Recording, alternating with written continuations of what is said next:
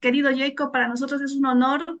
Primero, te agradezco haber aceptado la invitación y segundo, gracias por tu humildad, gracias por ese amor que tienes a la misión que estás llevando. Nosotros somos resultado de ese amor que tú le pones a lo que es la filosofía judía y expandirla entre los no judíos. Así que gracias, gracias. Primero agradecerte y bueno, pues, te cedo la palabra. Wow, no, gracias a todos ustedes, a ti por la invitación, a todos los que nos están viendo en las redes sociales. Yo soy el que aprecia lo que ustedes hacen, yo soy el que cree que ustedes son los que están haciendo el cambio. Yo solo hablo algo teórico que si no lo plasman ustedes, nadie lo va a hacer porque yo quizás les digo, pero ustedes son los que hacen ese cambio.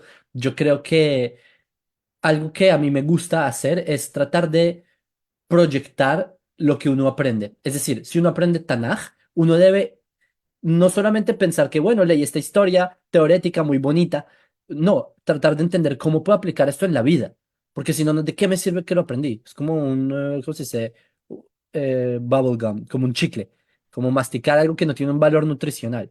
Eh, no, hay que tratar de sacarle y pienso que la enseñanza que les voy a dar, traten de proyectarla a la vida de ustedes o a la comunidad no ágida o a todo esto que están teniendo un aniversario en la comunidad no ágida de Bolivia, que en un año lograron crecer en unas medidas que en pocas comunidades se ve esto.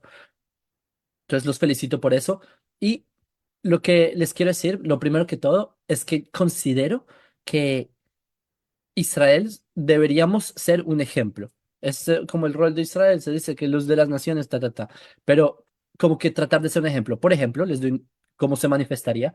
Yo he pensado que quizás el modelo comunitario del pueblo judío podría ser el modelo comunitario de las comunidades no ágidas.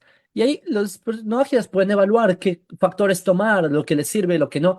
Entonces yo les quiero contar un poco sobre la historia de Israel en la Biblia para que ustedes puedan entender cómo se puede proyectar en la vida de ustedes. Lo primero que todo es lo que tú mencionaste de que, ok, somos pocos, el proceso es largo. Sí, no tiene nada de malo que el proceso sea largo, no tiene nada de malo ser pocos. El pueblo judío, por ejemplo, somos algo como el 0,4% del mundo y a pesar de ser numéricamente menos, tenemos una representación alta en muchos campos, bien sea la tecnología, la música, la medicina, you name it. Aún así, por otro lado, más bien, tú puedes ver otras naciones gigantes, enormes, que no prosperan, que tienen sus deslices, que lo que sea. Sí, a pesar de que todos tienen sus ventajas, el punto aquí es que el factor numérico no siempre va a fijar el éxito o el fracaso. El numérico me refiero a la densidad o a la cantidad de personas que estén. Por eso yo creo que si acá hay un núcleo de personas que están comprometidas, que son fuertes, yo creo que ustedes pueden llevar eso muy adelante. Quiero contarles cómo cuenta el Tanaj que se desarrolla Israel, que Israel éramos tribus y estas tribus en cierto momento se conglomeran, se unen bajo el liderazgo de Saúl. Saúl, él se volvió el rey Saúl y él es el que funda o crea este reino de Israel, que son como todas las tribus reunidas bajo un solo gobierno. Pero era muy inestable, había muchas guerras, en verdad no todos estaban tan unidos, en fin.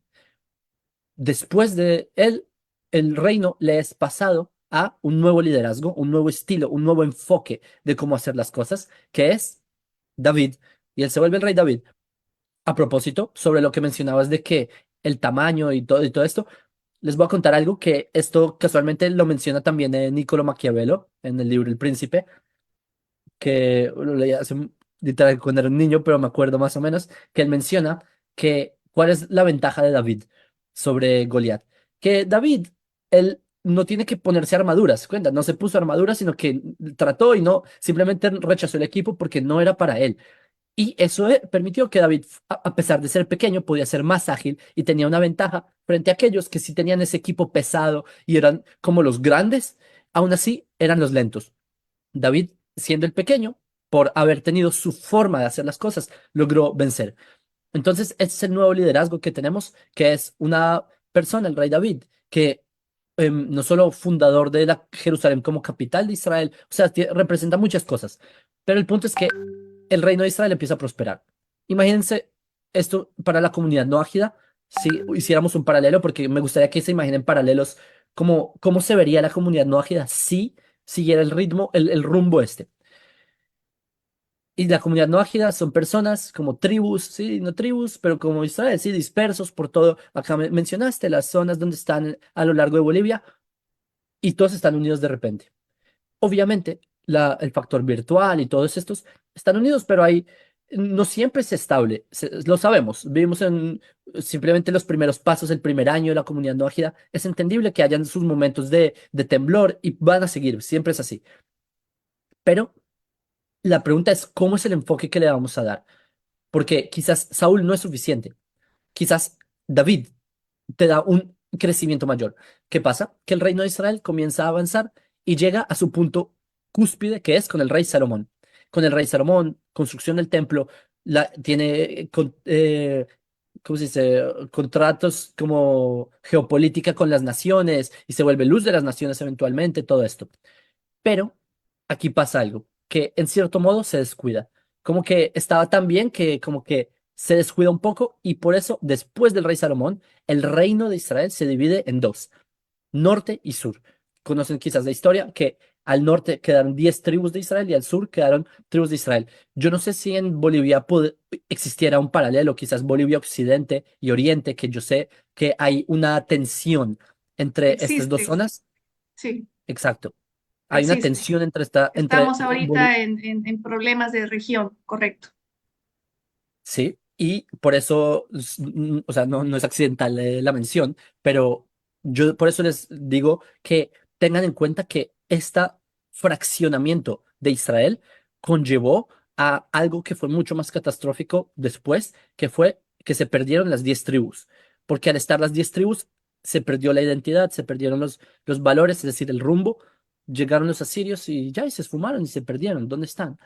Entonces, eso pasó y lo que ustedes si proyectan una sociedad dividida es un problema.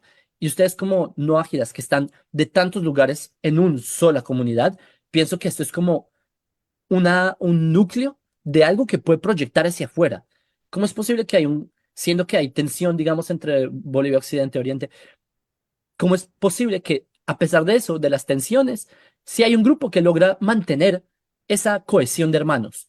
Entonces, quizás ese sea uno de los tantos valores que ustedes sí puedan proyectar hacia afuera y que las personas digan, hey, si este grupito lo logró, quizás ellos tienen ese rumbo para unir. No lo sé, estoy especulando. En todo caso, lo que ocurre después es que eventualmente también el reino de Judá, bueno, el reino del norte, como les mencioné, se pierde después de unos siglos, las tribus se pierden, que de hecho se vienen a Judá, pero bueno. Y lo que ocurre es que Judea también cae después con los babilonios. Y esto fue muy triste para Israel. Pero lo que ocurre es que después del exilio, y acá es donde quiero empezar a hablar de un tema, que esto no solamente porque es la época en la que estamos, pero me parece que es un punto buenísimo para ustedes, que es que durante el exilio hay un evento que nosotros celebramos por siglos y siglos hasta el día de hoy, que se llama o lo llamamos Purim. ¿Qué es Purim? El pueblo judío sale al exilio. Y en el exilio, todavía es como siempre lo ha estado durante toda nuestra historia, este deseo por crear nuevamente un reino judío. Siempre se quiso. Y el representante de Judea, exiliado en el reino persa, era un hombre llamado Mordejai. ¿Sí? Mardoqueo lo llaman en español. Y Mordejai, él, en cierto modo, él oculta su identidad. Incluso el nombre Mordejai viene de Marduk. Marduk es un ídolo, ¿sí? Es el nombre de un ídolo. Y él tiene una sobrina llamada Esther, que también es un nombre que no es hebreo en sí, es un nombre que viene de Ishtara, que también es una diosa babilonia.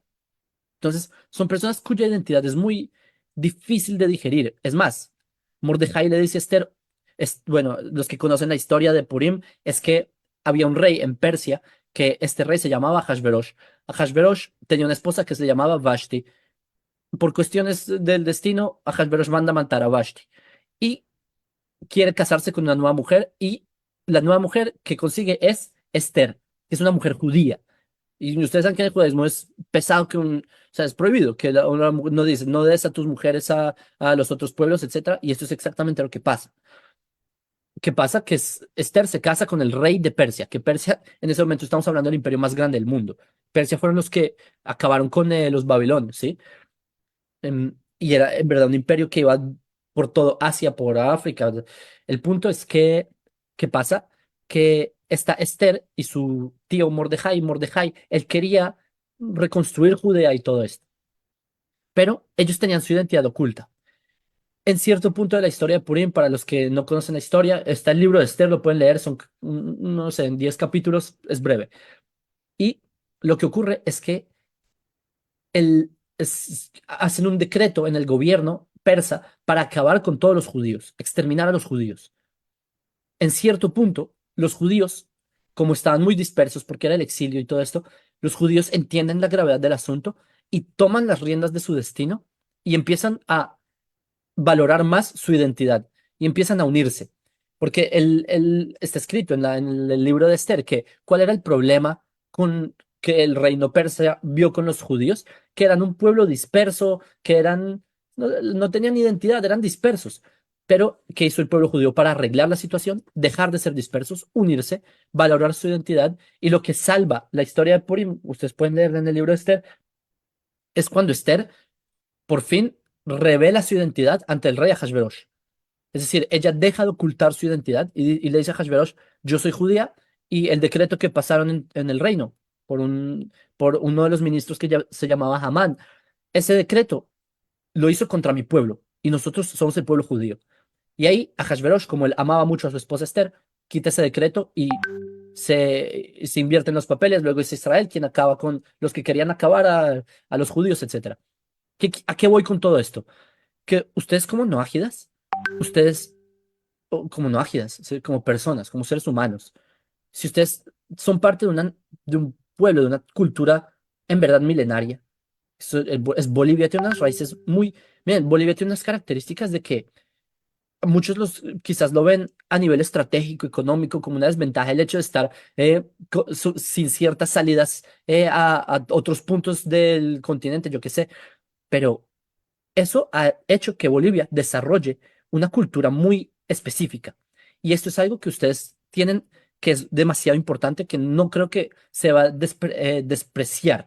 Por eso la identidad de ustedes me parece que es un factor que vale mucho la pena que ustedes siempre lo recuerden, que eso es ser no ágida, ¿sí? Ser no ágida no es simplemente decir, me identifico como hijo de Noé, es me identifico con mis raíces culturales, con mi sociedad, con mi país, con mis padres, con mi familia, no me refiero a la religión, porque la religión es algo que viene heredado, que es la religión particularmente en América, es algo que se desarrolló de un grupito en Judea que luego Roma lo volvió una religión y luego lo exportaron por España hace 500 años. Eso no es necesariamente las raíces a las que me refiero, las raíces se remontan más atrás. Y tampoco me refiero a las religiones de los pueblos precolombinos. Me refiero a lo que está más allá de los factores artificiales y son los factores que son inherentes en ustedes. Eso es la identidad. Eso es ser no ágida, pienso yo. Y eso es algo que yo creo que como ustedes deberían unirse más, no unirse más, sino tener más en cuenta y eso hará que se unan más. Entonces, ese sería mi mensaje, ya que pronto vamos a celebrar la fiesta de Purim y Purim hay una parte en la que se menciona, en cierto modo, así lo opina Rabbi Sherki, por ejemplo, a los noágidas, que dice Rabbi Me'amera Haaretz Midyahadim, que muchos de los pueblos se acercaron al judaísmo, pero no se volvieron judíos. Estos son noágidas, en mi punto de vista, porque ¿qué son los noágidas? Son personas que tienen un nexo con el judaísmo, se acercan al judaísmo, pero no se convierten. Sí, ahí en la Gemara, en el Talmud hay un machloket en el Masechet Megillah, si se convirtieron, no se convirtieron. Ahí dice que no se convirtieron al final, que no los consideran como conversos. Pero el punto es que eh, eso es como es algo muy recuerda mucho al Noagia, porque el Noagia es este que él conoce su identidad como no judío y entiende el valor y la importancia de la Torah y como la Torah es esta luz que guía al mundo. Yo por eso les digo a ustedes. Vean, por favor, qué pasa con este Israel. A propósito, Israel, después de unos cuantos siglos, tiene un reino, el reino vuelve a caer, pero 2500 años después, estamos aquí. Y de aquí no nos saca nadie, les recuerdo. Pueblo de Israel, estamos fuertes, pueblo judío, a pesar de esta situación tan difícil que estamos pasando, no nos van a sacar, porque 2000 años no los esperamos en vano. Y si pudimos esperar 2000 años, yo creo que ustedes pueden esperar también un poco más a que la comunidad no ágil tenga éxito. Entonces, eso es lo que les quería decir. Paciencia, identidad y simplemente saber amar, saber entender la importancia de lo que ustedes valen, en verdad. Porque yo entiendo que muchas personas se emocionan con esto del judaísmo, pero emocionense también con el bolivianismo, porque judaísmo es referente a los judíos. Es muy importante eso. Pero ustedes como gente que son no judíos, también tienen, como les digo, una tradición milenaria, etcétera. Eso también debería ustedes como llenarlos y darles esta fuerza para ustedes continuar. Como el judío tiene el judaísmo, el boliviano también un bolivianismo. Es eso. Y así es como lo que yo les quería decir. Y bueno, básicamente eso y nada más. No sé si tienen preguntas y todo. Muchísimas gracias, Jacob. Creo que es reforzar nuestra identidad cultural.